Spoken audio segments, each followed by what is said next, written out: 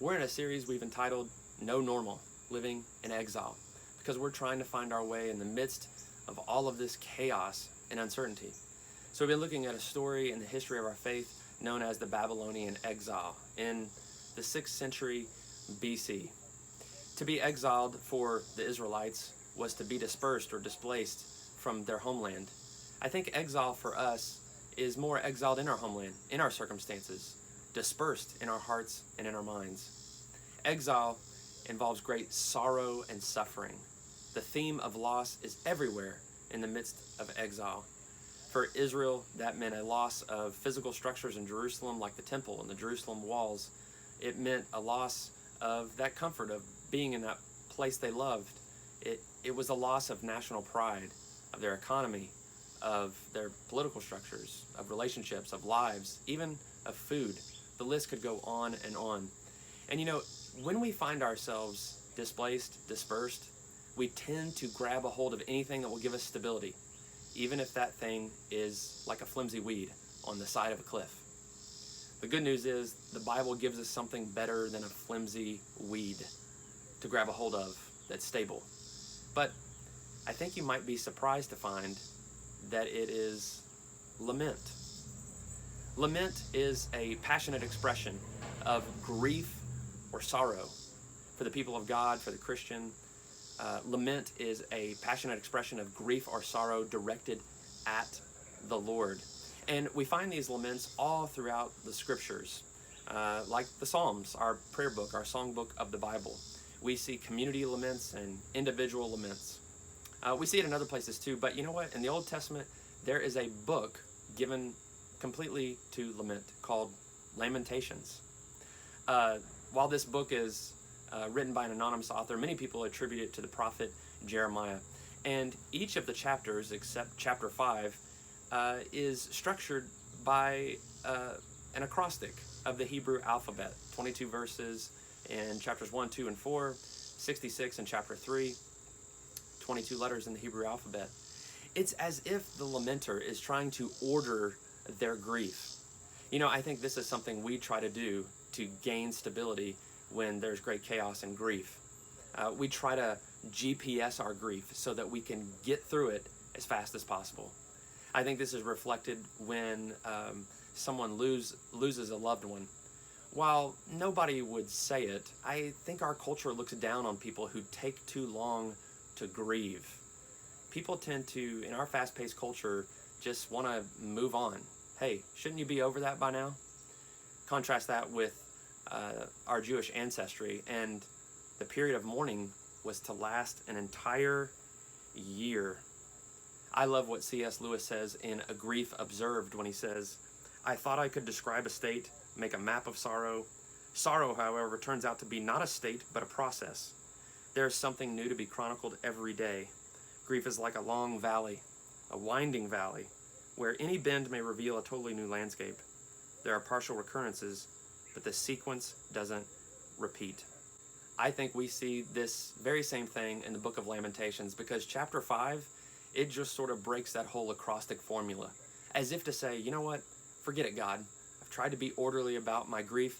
I've tried to be nice about it, but the gloves are coming off, and I'm giving it to you, and I'm swinging hard enough, hoping to gain your attention.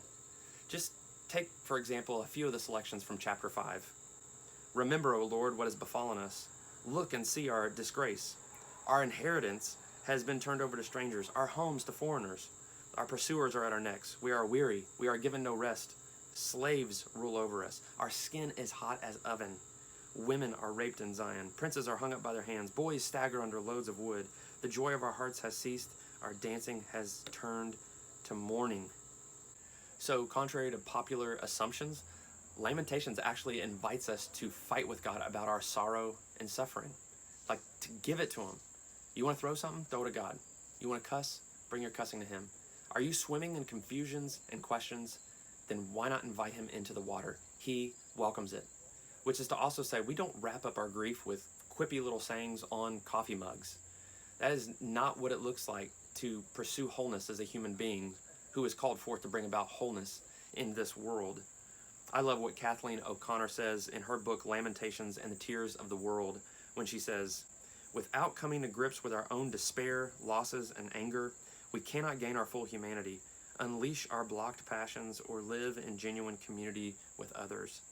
Lamentations untangles complex knots of grief, despair, and violent anger that pervade this society, a society that refuses woundedness, weakness, and hurt. We need to access our passions to become true moral agents. By calling us both inward and outward, Lamentations can melt frozen and numbed spirits. I really like that metaphor. To lament is like untangling complex knots of grief, despair, and violent anger. I suppose that also means that the failure to lament is like cutting off those complex knots as if they don't even exist. You know, one of the examples I think of that in our world is kind of how sometimes when people just tout the phrase, God is good, with the response, all the time. Now, I'm not saying God's not good, and I'm not saying God's not good all the time. But truthfully, is that the way you feel all the time? Is that the way you think about God all the time? I think Lamentations would say that if so, you're not telling the truth. Take chapter 2, for example. Here's some of the things that it says about the Lord. He's the one who's swallowed up without mercy, cut down the might of Israel, the one who is burned like a flaming fire, consuming all around. He's even described as an archer who's bending his bow at Zion. And in verse 5, he's described as an enemy. Again, I like what Kathleen O'Connor says about this. She says, lament is an act of truthfulness. And unvarnished truth-telling is an act of faithfulness, because speaking truth holds the relationship open. Lamentation speakers keep communicating as if the other might finally respond. Today we want to take some time to lament, to untangle our complex knots of grief, despair, and even violent anger, to do this unvarnished act of truth-telling to God as an act of faithfulness, keeping the door open to his response. If you didn't join us in our Zoom church gathering today, I want to encourage you to do something right now. I would like you to pause the video and take time to lament. There's a number of ways you could do this, but I would encourage you to pull out a notepad right now and just make a list of all the losses that you have felt over the last 6 months. Or you could write a prayer out just saying, Lord, I'm angry. Lord, I'm asking you why in this area. Lord, I'm confused about. I'd encourage you to write out that prayer or that list and then find a place where you can be emotive. Maybe go on a hike, maybe go on a walk, maybe go in your closet, get on your knees or lay on your face and to read that list back to God, to express your grief in a passionate way, if need be, openly. And even better, should you take some time this week to share that list or that prayer with a trusted friend. Please, right now, pause the video and take time to lament.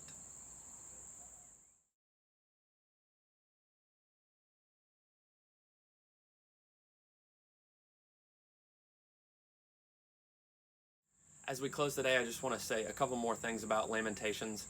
While it does not provide a grief plan, it does get us grieving in the right direction, directed at God. You see, we all lament. We all have passionate expressions of grief and sorrow. Oftentimes, we give those to the people who are closest to us, our children or our spouse, our friends, our coworkers, our boss. But I hope you hear the Lord saying to you today, bring it to me. Bring me the best, or should I say worst, of your emotions. Bring those untangled, complex knots of grief, despair, and even violent anger. I welcome it. I also want to end today by pointing where I believe the book of Lamentations points us. And that's not the final words of chapter 5, but instead, chapter 3. Chapter 3 is the longest chapter. It's 3 acrostics, 66 verses. And it's in a chiastic pattern, which is a literary technique, which is essentially kind of like an Oreo, where the icing is in the middle. And specifically, I think it points us to the verses in chapter 3, 19 through 26. Remember my affliction and my wanderings, the wormwood and the gall. My soul continually remembers it and is bowed down within me. But this I call to mind, and therefore I have hope. The steadfast love of the Lord never ceases. His mercies never come to an end. They are new every morning. Great is your faithfulness. The Lord is my portion, says my soul. Therefore I will hope in him. The Lord is good to those who wait for him, to the soul who seeks him. It is good that one should wait quietly for the salvation of the Lord. You know, in chapter 1, the exile is likened to a widowed woman who's grieving. But in chapter 3, it's a suffering man. And what man do we know who suffered so much affliction, more than we will ever know? Who's the man that we know who asked God that if it be possible to remove his pain and his suffering? And who was it that felt forsaken by the Father, yet remained steadfast and experienced the glory and the hope of resurrection? Let's say his name together as we close today. Jesus.